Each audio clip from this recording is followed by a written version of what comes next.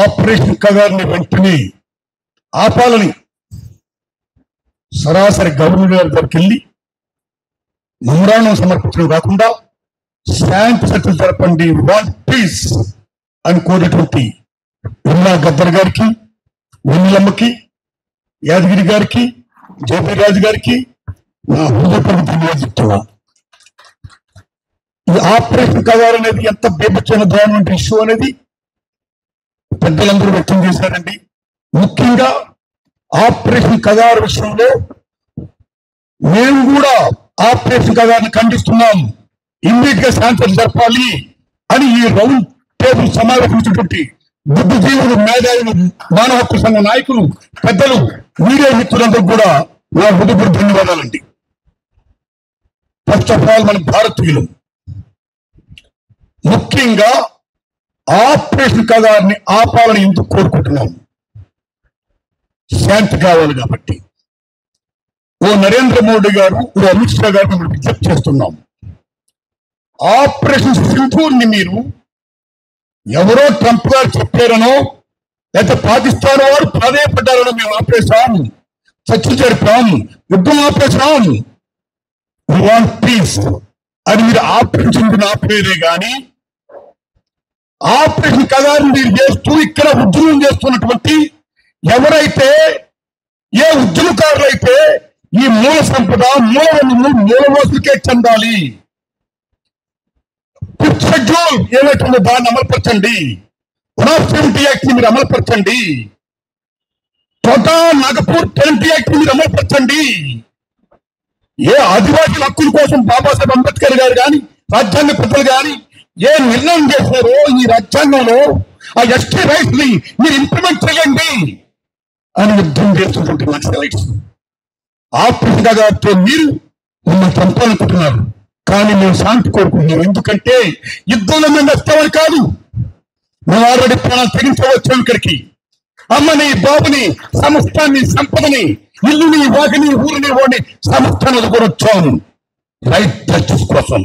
ప్రాణంకి మా భయం లేదు, ప్రాణం ఏమైనా తీర్చలేదు. మా కోసం మిమ్మల్ని శాంతి జరుపునట్లా, మా కోసం మీరు కాలు ప్రాపత్తున్నట్లా. ఇది నేను బ్యాటిల్ అమ్మాయికి ఆదివాసులు చనిపోతున్నారు, ఆదివాసులు చదవకూడదు, ఎవరూ చదవకూడదు, బతకాలి అని మహోన్నత ఆశయంతో ఆ ఉద్యమకారులు శాంతి జరపండి అని విజ్ఞప్తి చేస్తే మీరు శాంతి జరపరా అండి? ఇదేం లేదండి. దేశం పాకిస్తాన్ తో మీరు చర్చలు జరిపారు, కానీ ఈ దేశంలో పుట్టిన ఈ భారతమాత బిడ్డలు ఎవరైతే ఉన్నారో మీరు కోరితే మీరు శాంతి జరపడం అమాననీయం, అమానవీయం. కాబట్టి ఇప్పటికైనా సరే మీరు ఆపరేషన్ కగారిని ఆపి శాంతి జరపండి సార్. నరేంద్ర మోడీ గారు, అమిత్ షా గారు, ఆది the meaning of operation Kagar. Kagar అంటే అంచు, అంతం. This is final war between naxalites and the government అని మీరు ఛాలెంజ్ చేస్తున్నారంటే what the naxalites, what the naxalites. ఆకలి ఉన్నంత కాలం, దోపిడి ఉన్నంత కాలం, పీడన ఉన్నంత కాలం అడిగినూరు నక్సలైట్, అడిగినూరు all right. They are naxalite, so what?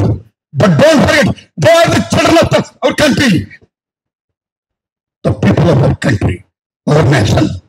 మన భారత మాత బిడ్డల వాడు సార్.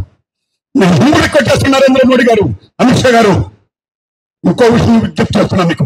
మీరు హిందూ పార్టీ అంటారు, మీరు హిందువుల కోసం పనిచేస్తూ ఉంటున్నారు, మన హిందూ దేశం అంటున్నారు మీరు. అలాంటి హిందూ దేశంలో హిందూ సాంప్రదాయ ప్రకారం కర్మకాండ జరగాలి. ఎవరైనా చనిపోతే ఈ దేశంలో ప్రపంచంలోనే ఎవరు పుట్టినా సరే, ఎవరు మరణించినా సరే అంత వాల్యూ ఇస్తారు. అలాంటి కర్మకాండ జరుపుకోవడానికి సంబర కేసరావు కెప్టెన్ దళపతి, మావోయిస్ట్ పార్టీ అధినేత, నాయకుడు, ఈ యుద్ధ శాంతి ప్రక్రియ ప్రకారం అయినా సరే ఆయన మిసెస్ గారు వచ్చి, ఆయన బంధువులు వచ్చి ఇలా జోలు పట్టుకొని మా ఆయన బతుకాయని మాకు అప్పించండి అంటే మీరు అప్పించరా సార్? ఎవరైతే యుద్ధంలో చనిపోయారో మహానుభావులు ఉన్నారో వీళ్ళు, వాళ్ళందరూ బిడ్డలు, వాళ్ళ తల్లిదండ్రులు వాళ్ళ మీద వచ్చి వాళ్ళ యొక్క సవాళ్ళు అప్పించండి, మేము కర్మకాలు పంపించుకుంటామని అంటే మీరు అప్పించరా సార్? ఇక మీరేం హిందూ పార్టీ అండి? మీరేం హిందూ? మీరు హిందూ కర్మకాండని కూడా మీరు జరుపుకోకుండా చేస్తున్నారంటే ఇంకా మీరే హిందువు. ఒకే రెస్పెక్ట్ హిందూయిజం. ఇవ్వండి సార్, బ్రతకాలి ఇవ్వండి సార్. శాంతం జరపండి సార్, ఈ కాల్పులు ఆపండి సార్ ప్లీజ్. ఎందుకంటే నరేంద్ర మోడీజీ, అమిత్ షాజీ ప్రప్రదంగా ఎక్కడైతే బెంగాల్లో నక్సల్ పరిమితులు పుట్టిందో, తారుమారుగా నాయకత్వం ఏర్పడిందో, ఆ తర్వాత శ్రీకాకుళం ఉద్యమం జరిగింది 69లో. అప్పుడు తెలంగాణరావు హోమ్ మినిస్టర్, వెంకటపక్షు, నారుపట్ల కైలాసం, పంచాయతీ కృష్ణమూర్తి, నిమ్మల ఎందరో విరోధ వీరులు మహానుభావులు చాలా మంది చనిపోయారు. ఉద్యమాన్ని మీరు అనుసరిస్తున్నారని పోలా. ఉద్యమం స్టిల్ గోయింగ్ ఆన్. ఈ సంబల్ క్యాసరావు హేల్స్ ఫ్రమ్ శ్రీకాకుళం. ఉద్యమం చనిపో. ఆ తర్వాత ఎన్టీఆర్ గారు సీఎం అయ్యారు, ఆపరేషన్ గ్రేహౌన్స్ పెట్టారు, అనుసరి మొదలైంది, యుద్ధం మొదలైంది. ఆ తర్వాత ఆటంకవాదులకు ఎట్టి పడుతూ తాగులు విదేశంలోని ఆపరేషన్ గ్రీన్ హౌస్ పెట్టారు. మళ్ళా యుద్ధం మొదలైంది, మళ్ళా కాల్పులు, మళ్ళా తాగులు, విభత్సం దాను. అయినా యుద్ధం ఆగల. సల్వా జూడం పెట్టారు. ది మీనింగ్ ఆఫ్ సల్వా జూడం. అన్నదమ్ముల మధ్య కొట్లాట, ఆదివాసుల మధ్య కొట్లాట, ఆదివాసులతో ఆదివాసి చంపేయడానికి పుట్టిన కుట్రలో భాగమే సల్వా జూడం. అదే అయింది. నీకు చనిపోయారు. మళ్ళా గర్భాప్తి అన్నారు. ఎవరైతే ఉద్యమాల్లోకి వెళ్ళారో మీరంత బాగా కింద పడేసేయండి, గర్భాప్తికి ఇంటికి తిరిగి వచ్చేయండి, మేము ప్రథమ పథకాలు పెడతామని చెప్పారు. అది వచ్చేసారా? వచ్చిన చేస్తున్నారు. అయింది. మళ్ళా అమిత్ షా ఏకంగా మావోయిస్టుల నుంచి భారతదేశం విముక్తి కావాలి, ముక్తి భారత్ మావోయిస్టులను అడిగినా ఎవరితో ముక్తి చేస్తారండి? ఆకలి దోపిడీ ఉన్నంతకాలం తిరుగుబాటు తప్పదు. అయిపోయింది. ఇవాళ ఆపరేషన్ కగారు అన్నారు మీరు. కాబట్టి మై హంబుల్ రిక్వెస్ట్, ఇప్పటికైనా సరే ఆపరేషన్ కగారు పేరు చెప్పి దయించి ఇంకెవరిని చంపగలుగుతారు. Why are killing like this? Pakistan తో చర్చలు వాడు ఇండియా బిడ్డలతో మీరు ఎందుకు చర్చలు? మేము వస్తున్నాం చర్చలకి, మాతో చర్చలు వాలంటీర్గా వాడాడుకుంటే వాటికి హానర్థం. శత్రుని కూడా హానర్ చేసే లక్షణం యుద్ధ ఒప్పందంలో ఉంది. రెస్పెక్ట్ ఒప్పందం. ఇదంతా ఎందుకు చేస్తున్నారు మీరు? మాకు రోడ్లొద్దు, మాకు విద్య కావాలి, వైద్య కావాలంటున్నారు ఆదివాసీలు. ఎందుకు రోడ్లొద్దు అంటున్నారు? ఎందుకంటే ఆ అమ్మ, ఆ తల్లి అడవి మా అమ్మ, అడవి తల్లి మా అమ్మ. కానీ మా అమ్మ కింద, మా అమ్మ కడుపులో సమస్త కళ్యాణున్నాయి.